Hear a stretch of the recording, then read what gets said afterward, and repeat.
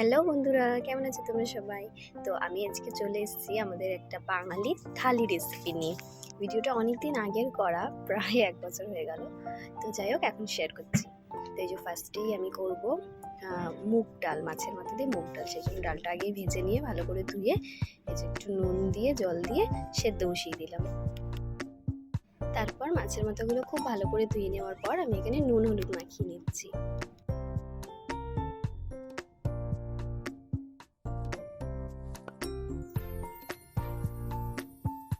এরপর কড়াইতে নিয়ে নিয়েছি সর্ষের তেল। তেলটা খুব ভালো করে গরম হয়ে যাওয়ার পর এবার আমি মাছের মাথাগুলো এক এক করে ভেজে নেব।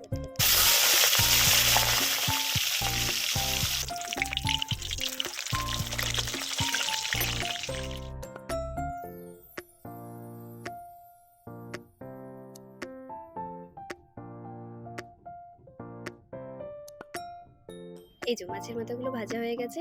এবার ওই তেলের মধ্যে ফোড়নে দিয়ে দেবো 2টো তেজপাতা, অল্প সাদা জিরে আর শুকনো লঙ্কা। তারপর দিয়ে দেবো কেটে রাখা পেঁয়াজ।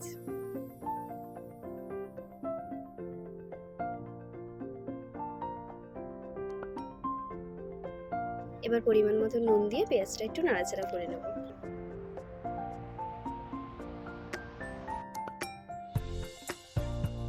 পেঁয়াজটা হালকা ভাজা হয়ে যাওয়ার পর দিয়ে দিলাম একটু জিরের গুঁড়ো আর একটু হলুদের গুঁড়ো।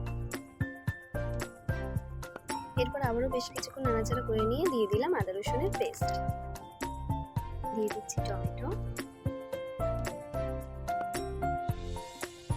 কয়েকটা কাঁচা লঙ্কা মাঝখান থেকে একটু কেটে দিয়ে দিলাম।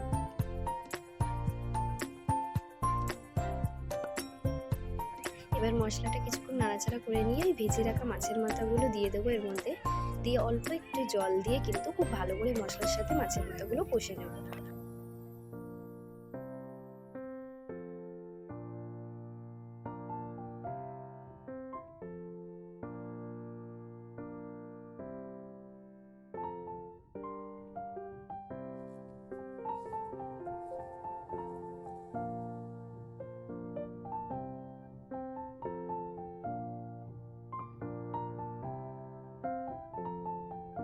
আর এদিকে আমাদের ডালটা সেদ্ধ হয়ে গেছে। এর মধ্যে আমি সামান্য জল দিয়ে কাঁটা দিয়ে একটু খুব ভালো করে ঘুটে নিলাম।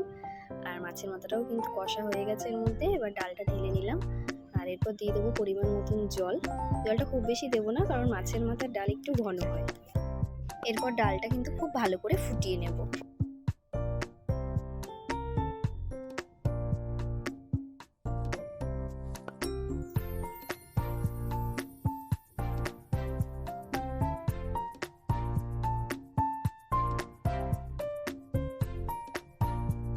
দিয়ে দেবো 1 চামচ মতন চিনি। চিনিটা দিলে কিন্তু ডালের স্বাদ আরো বেড়ে যায়। এই যে দেখতেই পাচ্ছ ডালটা খুব ভালো করে কিন্তু ফুটে গেছে। এরপর গরম মশলা দিয়ে নামিয়ে নেব।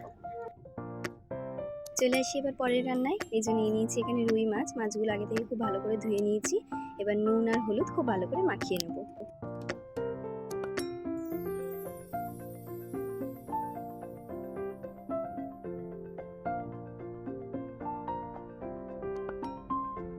এবার একে একে সব মাছগুলো উল্টে পাল্টে ভেজে নেব।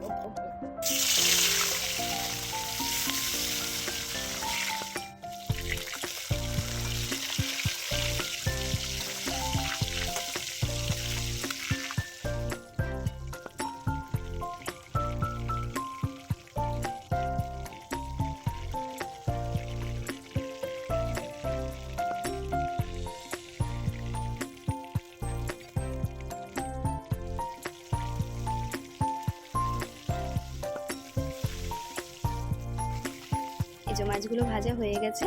এবার তেল একটু কমিয়ে নেব, অনেকটা তেল আছে এখানে, এতটা লাগবে না মাছের ঝোলে।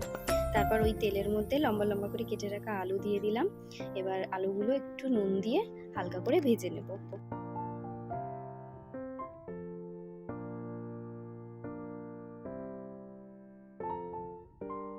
এরপর আলুগুলো তুলে নিয়ে তেলের মধ্যে ফোড়নে দিয়ে দিলাম সামান্য সাদা জিরে আর কেটে রাখা টমেটো। দিয়ে দিচ্ছি পরিমাণ মতো নুন। এরপর একটু নাড়াচাড়া করে নিয়ে দিয়ে দিলাম ওর মধ্যে অল্প পেঁয়াজ কুচি। পেঁয়াজগুলো খুব ভালো করে নাড়াচাড়া করে ভেজে নেওয়ার পর দিয়ে দিচ্ছি হলুদের গুঁড়ো, জিরের গুঁড়ো, সামান্য একটু ধনের গুঁড়ো আর একটু লঙ্কার গুঁড়ো।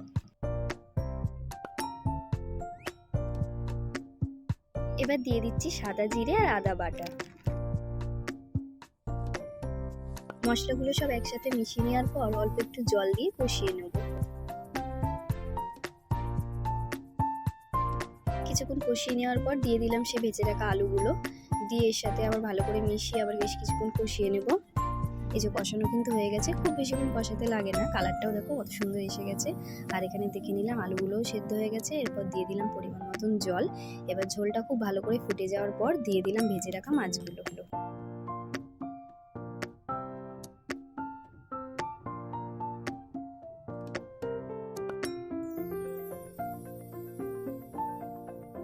মাছ দিয়ে দেওয়ার পর আর বেশিক্ষণ ফোটাতে লাগে না, কারণ আগেই খুব ভালো করে ফুটিয়ে নিয়েছিলাম। সামান্য একটু কিছুক্ষণ ফুটিয়ে নিয়েছি আর কি মাছ দেওয়ার পর। তারপর একটু কাঁচা লঙ্কা ছিঁড়ে দিয়ে দিয়েছি, দিয়ে দিলাম সামান্য চিনি। এরপর একটু ধনেপাতা কুচি দিয়ে কিন্তু মাছের ঝোল নামিয়ে নেব। এই যে আমাদের রুই মাছের ঝোল কিন্তু একদম রেডি। এবার ঢেলে নেবো মাছের ঝোলটা, তারপর চলে আসি পরের রান্নায়। এবার করবো হচ্ছে আলুর চোখা বা আলু ভর্তা যাই বলো না কেন।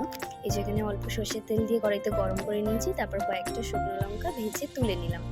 তারপর এই তেলের মধ্যে দিয়ে দেবো একটু পেঁয়াজ কুচি আর একটু নুন দিয়ে পেঁয়াজটা খুব ভালো করে লাল লাল করে ভেজে নেব।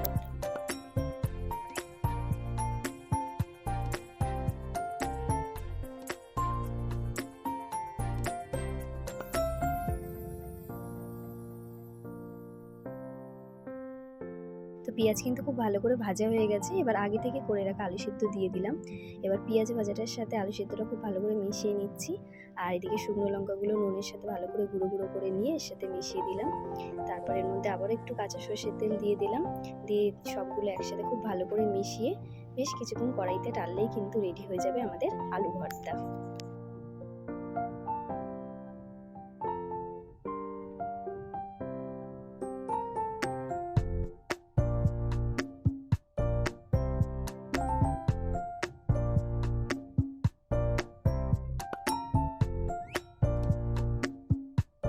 তো এই যে তুলে নিয়েছি আমাদের আলু ভর্তা। এবার মাছের ঝোল, ডাল সব বেড়ে নিয়ে দেখা হচ্ছে তোমাদের সাথে খাবারের পাতে।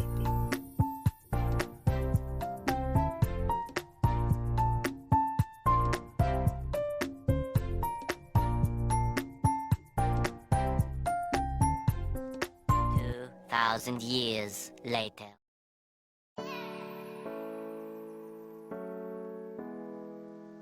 এই যে দেখতেই পাচ্ছ কলা পাতার মধ্যে সবকিছু আমি খুব সুন্দর করে সাজিয়ে নিয়েছি।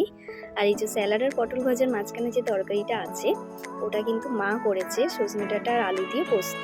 ওটার একটা ভিডিও দিইনি, কারণ এতগুলো ভিডিও দিতে গেলে ভিডিওটা অনেক লম্বা হয়ে যেত। তো চলো আজকের ভিডিওটা এই পর্যন্তই। সবাই ভালো থেকো, সুস্থ থেকো।